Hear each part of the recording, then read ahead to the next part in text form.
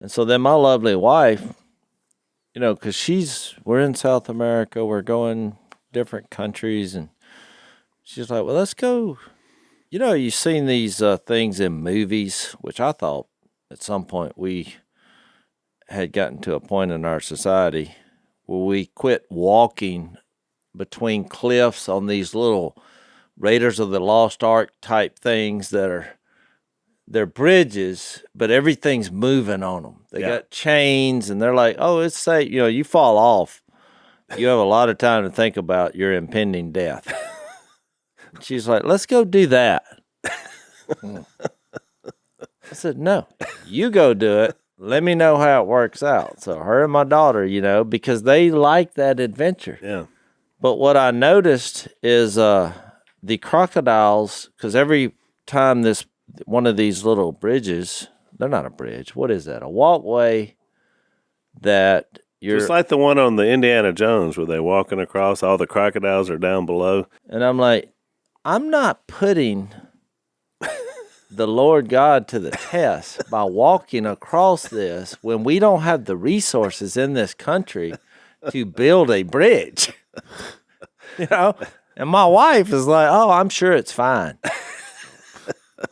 You know what you call that? Just famous last words. I'm sure it's fine. So I think my line was, faith is being sure of what we hope for and certain of what we do not see. I get that with God, but I don't have faith in what I see.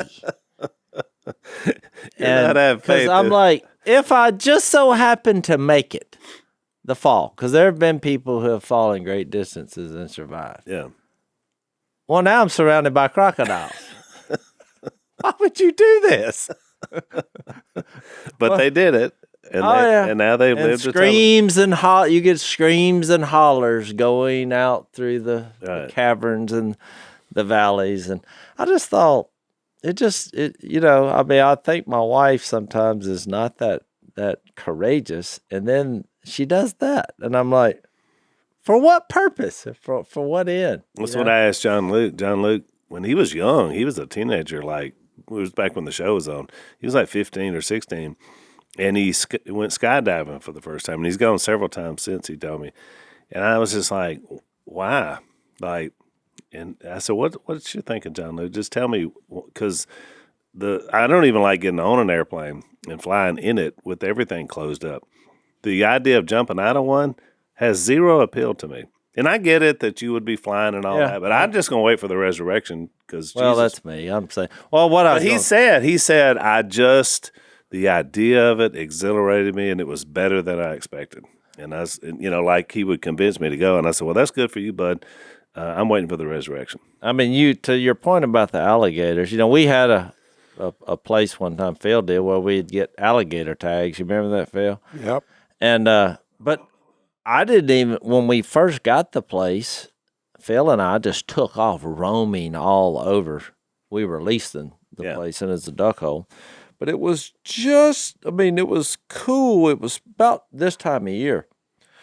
And it had been cool the night before. We're out there in the swamps looking at the duck holes, And the next day, the same place that we had just gone all over the property, it got warmer. And we were going to go do it again. I don't know if you remember this. And we went out there, and there's literally an alligator under every log. We had just, the day before, just stomping around all over the whole property. And this place was literally teeming with alligators. And it kind of hit me that, I could have died here. Yeah. What are we doing? And eventually we caught them. But so we were, for our treasure hunting show, we were going to do a little duck blind scene during teal season. And so I'm going back a few months. The show hasn't even released yet that we did. But like our show usually does, when we went out there to get in the blind and do our little scene, whether we were going to shoot teal or not, I was like, if a bunch comes by, but it's pretty hard to shoot teal when you have a camera crew with you. Yeah. Because they're not camouflaged. They're standing out a little bit. But when we got to the blind, a big alligator jumped off the blind. And they're like, forget the teal. I mean, let's follow the gators, because they're all these TV people, they're having my wife's same experience. Yeah. Like there's alligators out here. Let's get them. Get the cameras on them, And so, long story short, the guy who owned the place, I was like, what do you do with these alligators? He's like, well, we're fixed to catch them. We just got our tags in. I was like, well, do you want to partner up and do this on TV? And he's like, sure. So we went alligator hunting for the show, and we caught one, and you'll see it on the show. But I'm bringing this up because the day after we caught the alligator, they caught an alligator that was almost 14 feet long. That's a big boy. And I got a picture of it. I'll ask him if we can show this picture. And you see these pictures on the internet, and you're like, well, that can't be real. Because if I saw this picture, I'd say no way. Because even though it's almost it just doesn't look real. Right. I've lived in Louisiana my whole life, and I've seen a lot of alligators. I've never seen one like this. This is a monstrosity. So the producer of the show, she's like, that's two Zach Eady's laying end to end. 14-footer, you know what I'm saying? That's a big animal. Yeah, and that's so a big boy. So when we caught the alligator on TV, my idea of success and their idea of success was two totally different things. Because when I got home, Missy said, well, how'd it go? And I said, we survived. Because you don't realize trying to film that alligator, he doesn't realize we're doing a TV show here. When you got you missed the memo? When you've caught one, he's trying to defend himself here, And the only way to bag the gator is, there it went. Okay, the power went out, so it was mid-alligator story. We have a storm going on. There's alligators going around. It's hard to get a podcast. I forgot exactly where I was in the alligator story. But I was fascinated. 14-footer. Yeah, so what happened was the next day they catch this 14-footer.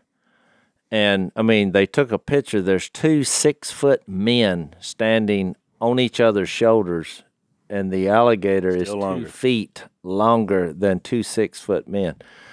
And so the producer, I sent her that picture, and she was like, man, what bad luck that we only caught one not near that size. I won't give you the details. You have to watch the show for that. And we caught a nice alligator. But compared to this, and I said, bad luck. I said, if we would have tried to land that alligator for your TV production, someone would have died. Or at least lost an arm. You don't, because they just don't understand the power is my point. Yeah. There is a power and there's power. A 14-footer with 20 people standing around in a little rickety John boat trying to film it? No. So, be careful what you wish for.